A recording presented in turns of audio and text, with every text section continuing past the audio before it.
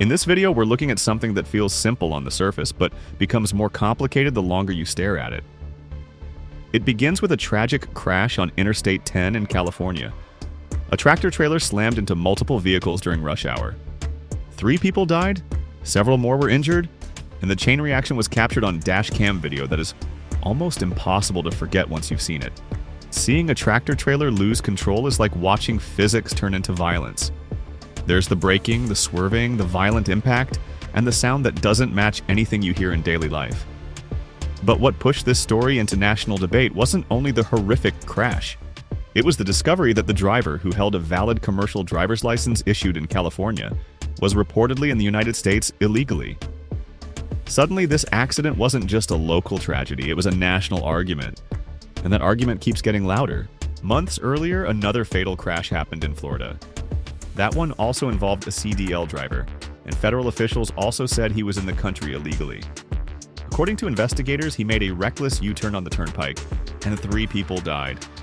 Florida officials confirmed that he had a work permit at the time he received his commercial license. 2 states, 2 crashes, 2 drivers, 6 lives gone.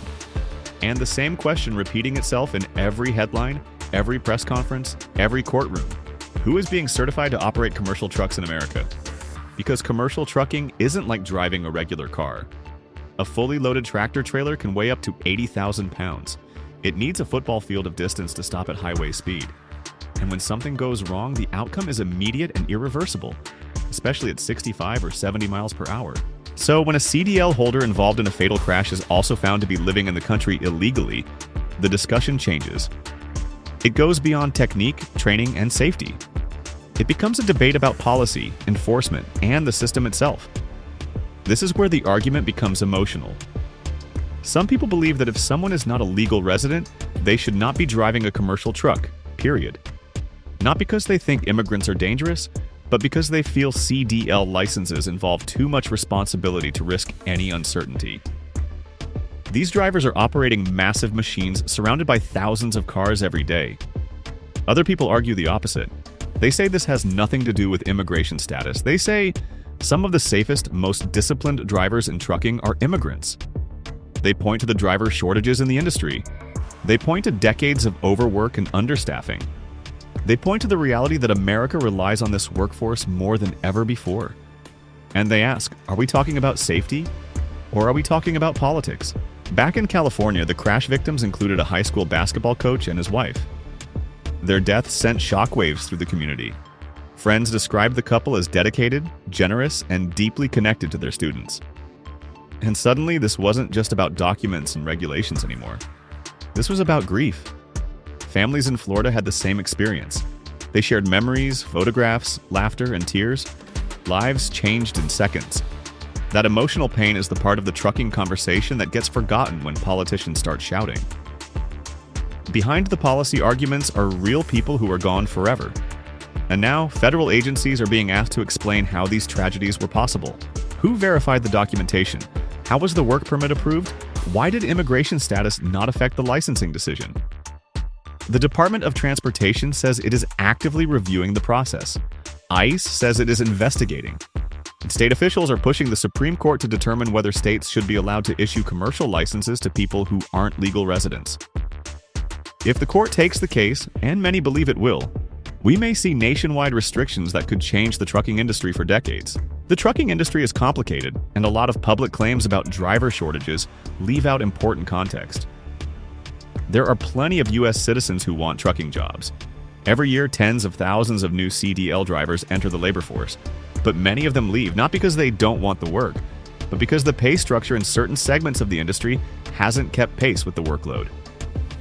While some companies advertise a driver shortage, others openly recruit lower-cost labor to reduce payroll expenses.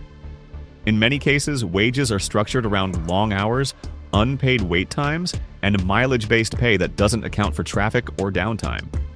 That's part of why turnover at major carriers is extremely high. Not because Americans won't drive, but because many drivers won't stay under unfair conditions. So what looks like a shortage is often a retention problem. And that distinction matters. When turnover rises, companies look for faster hiring pipelines, including immigrant labor. Not because standards are higher, but because it's cheaper and easier to fill seats. Some drivers and labor advocates argue that this push toward cheaper labor has put downward pressure on wages, benefits, and working conditions. Others argue the opposite, saying immigrant hiring expands the labor pool and strengthens the industry. But the core issue isn't whether Americans want trucking jobs. Many do. The real conflict is over who gets those jobs, and under what standards, oversight, and pay structures. Here's another layer. Commercial driving isn't just a job, it's a trust. Every time you pass an 18-wheeler on the freeway, you trust the person behind the wheel is trained, alert, rested, and qualified. And for most drivers, that trust is well placed. But any story involving trucks, licensing, and loss hits a nerve because the stakes are enormous. A semi-truck takes up space, commands attention, and weighs tens of thousands of pounds. When something goes wrong, the damage is immediate and impossible to ignore. The California case shows how quickly that trust can fracture. In October 2025, on Interstate 10 near Ontario, a semi-truck driven by Jashanpreet Singh slammed into stopped traffic, triggering a chain reaction collision and fire. 3 people were killed, including a Pomona High School basketball coach and his wife. Several others were injured, and multiple vehicles were destroyed. Families, students, and an entire school community were left grieving. Early reports from investigators led to DUI and intoxicated manslaughter charges. That became the national headline. A semi-truck crash, 3 deaths, and a driver accused of being under the influence. But later toxicology results told a different story. Tests showed no drugs or alcohol in Singh's system, and the DUI-related charges were dropped. Prosecutors amended the case, shifting the focus to speed, recklessness, and gross negligence. Singh now faces charges including gross vehicular manslaughter and reckless driving. Alongside the criminal investigation, another debate unfolded. DHS issued an immigration detainer and said Singh was in the country illegally. California officials pushed back, arguing that licensing was issued under state authority and met state requirements. That disagreement added a political spotlight to a case that was already emotionally charged. And it raises hard, unanswered questions. Should trucking companies be required to run deeper background checks? Should CDL qualifications be reviewed more frequently?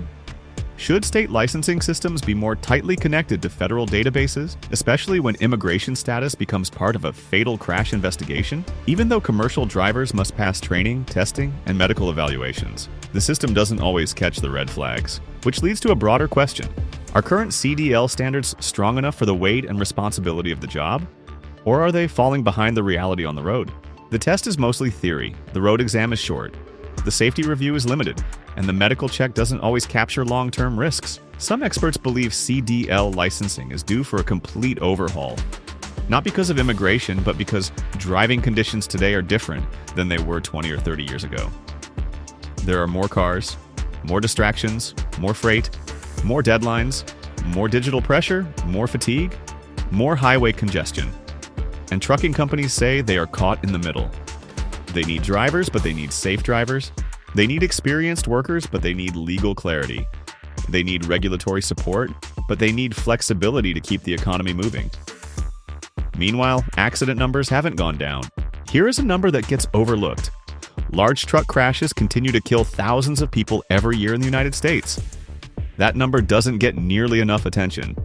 People imagine plane crashes as rare and catastrophic, but trucking losses happen every day and rarely make national news. When the California and Florida incidents did make national news, they knocked open a door that isn't closing anytime soon.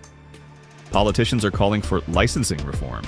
State attorneys general are calling for a Supreme Court review. Families are calling for accountability. The trucking industry is calling for clarity.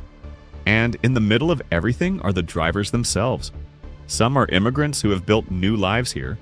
Others are fourth-generation American truckers who grew up in the industry. Most of them take their work seriously.